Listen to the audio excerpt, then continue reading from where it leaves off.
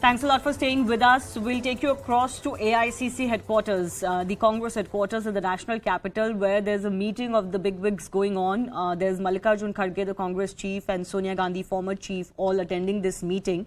There was a similar meeting that Rahul Gandhi was also part of that was held earlier. That was before his disqualification actually became public, or that notification came. In this meeting, we don't really see Rahul Gandhi, but other top leaders are there, including his sister, Priyanka Gandhi Vadra. My colleague Pallavi Ghosh is maintaining a close watch on this meeting. So, Pallavi, what is this meeting really all about? What is it that the Congress party wants to deliberate? Well, first of all, it's called the steering committee meeting, which is the core group really of the Congress party, and it's very borne out by the fact that you have the president, the former president as a UPA chairperson, Sonia Gandhi, and of course all the state in charges, PCC chief ministers like Ashok Gehlot, and some of course joining it virtually, and Priyanka Gandhi Vadra very much a part of this meeting. Rahul Gandhi not yet a part of this meeting, but essentially what this meeting has to do is to chalk out not just a legal strategy, because something that is being decided aside, but more importantly is the political strategy. Now, what has happened since morning is that the BJP has pushed this narrative that the entire comment of Rahul Gandhi against Modi was actually against the Modi community, which belongs to the OBC. So the Congress party is elitist, it is entitled, and it also against the OBC. The Congress now has to look at how to effectively corner it and also to effectively counter it. It also doesn't want to come across as taking on the judiciary, which is why the attacks will not be so much on the verdict per se, but on the BJP accusing it of hurriedly going for a disqualification of Rahul Gandhi when he really had 30 days of appeal. Of course, the Congress is not going to listen to the counter argument and the logic that if you go by the law, he is actually immediately disqualified. So he really didn't have that kind of time. So I think this is exactly what the meeting is going to be discussing, how to take those protests across, how to make it a political issue in their favor.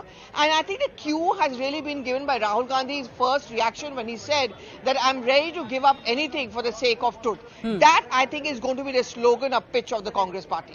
Yes, he said that he's willing to pay any cost as far as speaking the truth is concerned. But Pallavi, curiously, I wanted to ask you about the legal strategy. Now, a lot of people are wondering, why is it that the Congress party, for example, did not show the same kind of alacrity that they showed for recently the Pawan Khera imminent arrest issue? And why is it that they're still deliberating on what they want to do legally? Why have they not even tried to get a stay on the conviction so far?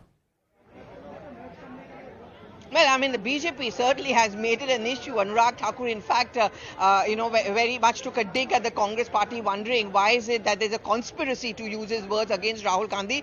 But as much I can tell you from the sequence of events which I came to know of at that morning meeting in which Rahul Gandhi was very much present there at Sonia Gandhi's office inside Parliament, it certainly seems like a botched up reaction. What my sources told me is that there were a couple of MPs who actually suggested that we should preempt any disqualification attempt and write a letter to the president, because she has the power to put a hold on disqualification. Couple of other MPs, some of who have the legal experience, so to say, actually said that there's nothing to worry about. He's got 30 days of appeal, so we have enough time. It did come as a surprise to the Congress party when that disqualification notification was issued from the Speaker's office, and after that it has been complete mayhem. Certainly this question is being asked that yesterday when the court verdict came in, Rahul Gandhi was very much in Surat. He had a team of lawyers with him. Why is it that they immediately did not approach the Sessions Court or the High Court, as the case may be and is required? Even now, the party is not divulging any details of the legal strategy, but clearly they are left with no option but to take the legal course ASAP to at least try and have some kind of a stay on the conviction so that his disqualification can also be stayed. Yes, absolutely. The disqualification is not really permanent as it stands. If there is a stay soon enough, and there is quite some time for that, then his disqualification also can be nullified. And also, I want to understand from you, Pallavi, politically speaking, obviously this meeting is going to be talking about how to take this to the public. What about other parties? Because we've seen virtually everyone, even parties that generally don't want to be seen with the Congress party ahead of the general elections, the likes of Mamata Banerjee, KCR, Arvind Kejriwal, have also come out in support. So is the Congress feeling that this could be a galvanizing moment for the opposition at large? Well, the Congress certainly hopes it's a galvanizing moment. In fact, yesterday when the conviction came in, I think it was only the Aam Aadmi Party and DMK, of course, which went to the airport to receive Rahul Gandhi, who openly supported. But not many opposition parties would wade into this whole legal procedure in defense of Rahul Gandhi.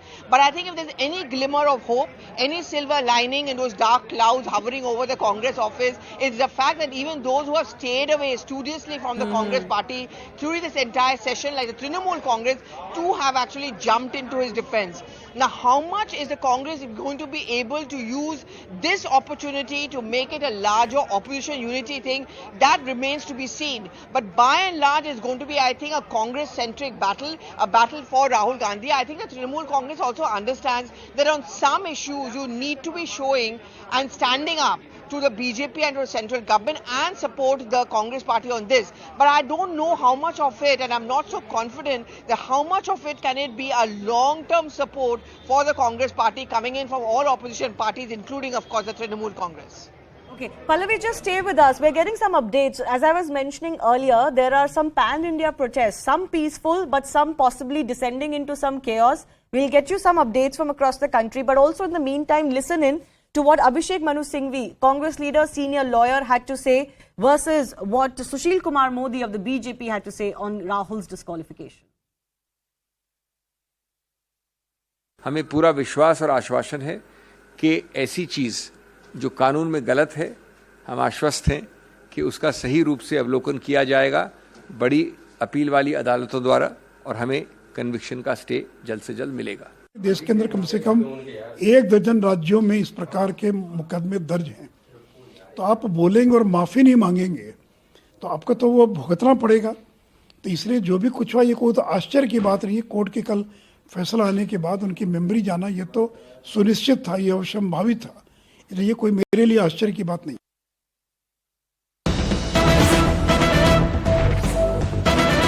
We're also getting some updates coming in from Bhopal now. Congress workers tried to stop Southern Express at the railway station in Bhopal to protest against the disqualification of Rahul Gandhi from Lok Sabha. Those are the visuals coming in. Earlier, of course, in the national capital and many other states, especially in Kerala, where Rahul Gandhi was the MP from, there have been some marches held by the Congress party. Manoj Sharma, my colleague, is joining us over the phone line. Manoj, can you tell us more of what happened there in Bhopal? In fact, the police, they are in the process of filing case against 15 Congress workers. They were headed by Madhya Pradesh Youth Congress Chief Vikrant Bhuria, and they protested at Rani Kamalapati railway station in Bhopal. It was at around 5 p.m. this evening, and they were protesting against this disqualification of Rahul Gandhi from Lok Sabha after his conviction. And now, in fact, police, they are filing case of trespassing and other case, section of the IPC. So they were 15 Youth Congress workers and Southern Express, which was heading towards Delhi. And in fact, they protested in front of that Southern Express, and the train was halting at Rani Kamalapati railway station. Though the train was not stopped, it was delayed just 5 or 10 minutes. And after that, these Congress workers left the place, and now police are in the process of filing case with all these 15 Congress workers. Okay, Manoj Sharma, thanks a lot for bringing us that update. I go back across to my colleague Pallavi, who's keeping a watch at the AICC headquarters where the Congress bigwigs are meeting for a steering committee meeting. Pallavi, Rahul Gandhi came out short while ago with his first statement. Tell us more of what all he said and the message that he's trying to send across. Well, the message is very clear, and this is exactly what we are talking about, and I think it sets the election tone really for 2024 elections and also the upcoming state elections, and that is, it is a fight for truth. It's a fight of questioning the people who are in power, and therefore for that, if I have to give up anything, I'm ready to do so. Right behind me, you can see that's where the steering committee meeting is taking place, and we have all the top leaders of the Congress party, and Rahul Gandhi, of course, not a part of this meeting. Clearly, it's the strategy around his disqualification, which is also being discussed, and I think we should get a word in a short while from now that what is it that they have planned. But you know, if I can talk about stepping back into the Congress's history, I would see this as a grand renunciation part 2, at least that's what the Congress would want to make it at. 2004, I remember when Sonia Gandhi had not agreed to become the Prime Minister on the grounds that, you know, post was not important. For the larger sake of the opposition and opposition unity, I'm going to give up that top post. What what is more important is coming to power and questioning the power. Today, Rahul Gandhi is also going to be making that pitch, not clinging on to his official accommodation. That's going to be one pitch. JPC questioning on the Adani issue, and I'll keep on questioning, is going to be his pitch. If you look at his tweets from yesterday, he's quoting Mahatma Gandhi, he's talking about truth, he's talking about keeping his fight going. So fighter Rahul Gandhi, the ones who is ready to renounce, that is that act which I think is going to be pitched forward by the Congress for Rahul Gandhi and by Rahul Gandhi for himself. You know, Pallavi, you just teased my next question. I was wondering whether I should ask you. So I'll ask you, do you think a disqualified Rahul Gandhi works better for the Congress party, and this could well be something the Congress could consider? Well, I mean, Congress leaders certainly wouldn't want me to say so, or you to even agree with me on this. But sometimes not being in power, sometimes bad, however it may sound, and imprisoned or prison or, getting arrested. If you look at political history, this has often worked for our netas. You know, the bouncing back of Indira Gandhi is an example which is often thrown up. She lost. She was maligned on the 1977 emergency, and why not? Justifiably so. And also the fact that the Allahabad High Court judgment went against her and she had to step down. She used that as a point to bounce back, whip up a sympathy. Those were, of course, different days. It was not so much of a multi-party system. But Congress party today wants to take a leaf out of Indira Gandhi's politics, and to a very great extent, Rahul Gandhi wants to take it out of his mother's book also. Because I still remember in 2013, she had quit on the Office of Profit issue. Yes. And, she was not asked to quit immediately, but she sensed that she would have to quit and would be disqualified, which is when she went back to Raebareli, sought a re-election, whipped up a sympathy, and she bounced back with a huge majority. That's exactly what Rahul Gandhi has tried to do for himself. Okay. Whether that will work for the Congress party or not, Pallavi, remains to be seen. As you very rightly said, times have changed, certainly from the times of Indira Gandhi to right now. Today, the Congress is not the pole of Indian polity. Earlier, it used to be. So, just before I let you go, Pallavi, very quickly, how long do you expect this meeting to continue? And are we expecting some sort of a resolution or some sort of a statement to come out, something concrete?